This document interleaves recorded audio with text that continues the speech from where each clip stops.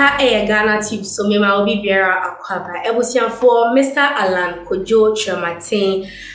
no independent candidate ono so na osan that the butterfly movement ano odi ensemba kumienu bi aba betuda efa Supreme Court any parliament in sensema ekoso no odi ninsem bi aba betuda ensem no otutuja kese pa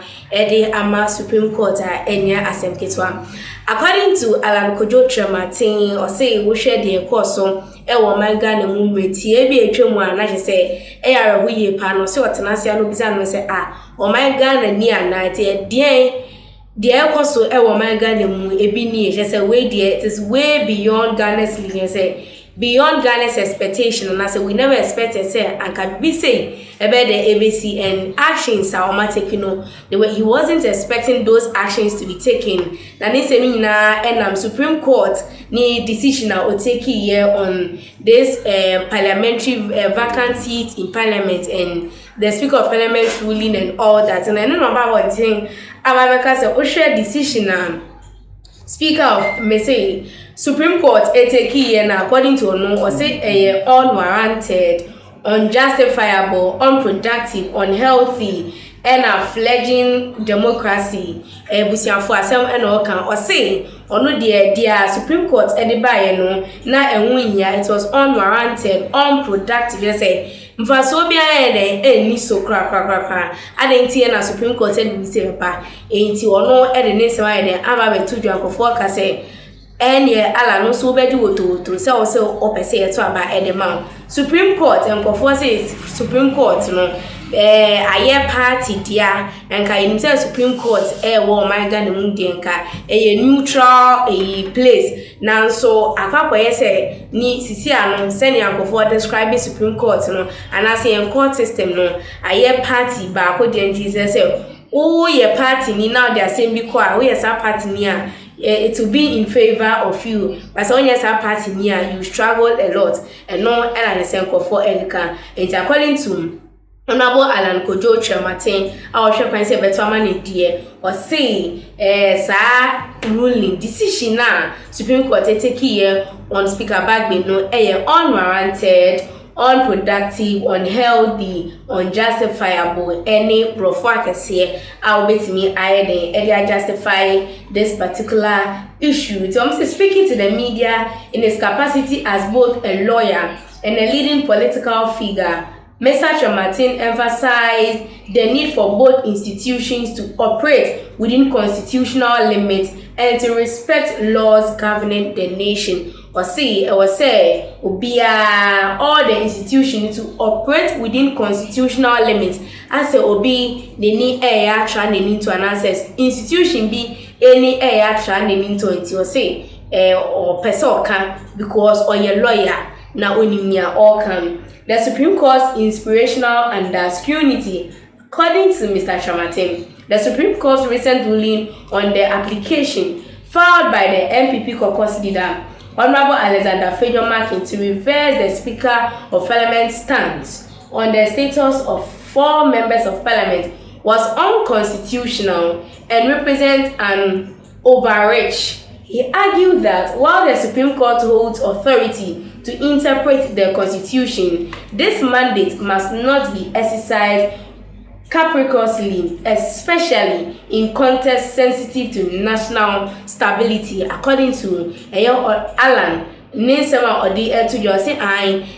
yabano interpretation of the Constitution, we all know say it is within the jurisdiction of court or more and omutimi interpreting and Constitution no MIT as ye but as a dear why nini atra nini ton why too much wa overdo it ya oye no etina go so jail because social Speaker of Parliament na ohwe ne bobra wo a se mampanyi eni ho na be de kire eni wa nipa otimi command Ghana na so otimi next in command no Speaker of Parliament and sana the Chief Justice then aba enti wo hwe ne ranking na se papa ya tenasim no ama ruling say we declare forces vacant and one MPP before edimika omo de din no omo de asem na ko Supreme Court one Supreme Court and so then as the ruling of Speaker Bagbe no say send ya sem no ko buy no no anka so dwen won ti ase say ba ne sen no bi MP before just me MP before the asema court nka edu before anka speaker metimi as stay sorry Supreme Court metimi as stay speaker no ruling nka bi e be check aka ba enye se o de buy ya na nka stay o say ono de anya ne de aya na rahuye pa say yetimi hide ebu speaker no enintia ebusiafo yanto aso Mr. Kyerematen clarified Article 97 of the Constitution can be said to lack clarity. Or saying Article 97 is saying it lacks clarity.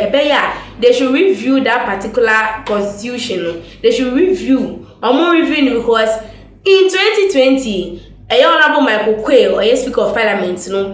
also declared for Mena MP, ni seat ni vacant. And so also I boni because also they na dream and a boom say constitution ni eka say so uko independent now ye MPI ye beje wo ye ne position ni efun sem sa and a constitution no e de ete sisi ano asemi aba ekuti am before nti mo so mo de court ama court interpreting different into ono de na dream mu no e wo say that part in the constitution article 97 no almost anko review because it lack clarity. The Supreme Court say now we say because in layman's terms their speaker here was the right thing because so obi declared no independent and then take it okuta and say need bobro or parliament ne be free according to article 97 it is a speaker no ayesa and acted on article 97 na obi etumika e dia call Supreme Court na Supreme Court and so dia ba say say aka akra ntia wo so mutimi e etena say na omu interpreting ye na obi ati as in the near future no bibi say enye de NC sa ena ala Kyerematen come. I say they said provisions are very clear in both spirit and letter and unconstitutionally impose a duty on the Speaker of Parliament to declare vacant the seat of any sitting member of Parliament who changes their status in Parliament by either joining another party or becoming independent. So Obisa said those insulting the Speaker of Parliament, those saying all sorts of words against him, no, according to Ono Alan Kyerematen, no, officially said their speaker no, no because the constitution he should act very fast. And why na sa but ebimu afeche as if say omo say constitution as here echi obia e wo man Ghana but onu die o say the Supreme Court ne die wanye ni ye so I'm quoting the constitutional provision directly. Mr. Kyerematen pointed out that a member of parliament must vacate their seat if he leaves the party of which he was a member at the time of his election to parliament to join another party or seeks to remain in parliament as an independent member, or if he was elected a member of parliament as an independent candidate and joins a political party. So it is obvious from the mandatory language of the provision that no issue arises of interpretation requiring the Supreme Court to exercise its discretion. The Supreme Court mandates to interpret provisions of the Constitution is not to be exercised capriciously, particularly in very sensitive contexts with implications for subverting the rule of law and obstructing the principle of separation of powers. Mr. Alan Kyerematen, and I beto abonten near or the orcan also a day and I can found for comments no Ewukimi na mengenga emu aha Ghanatube so would offer snow in the Ebusia for Macram.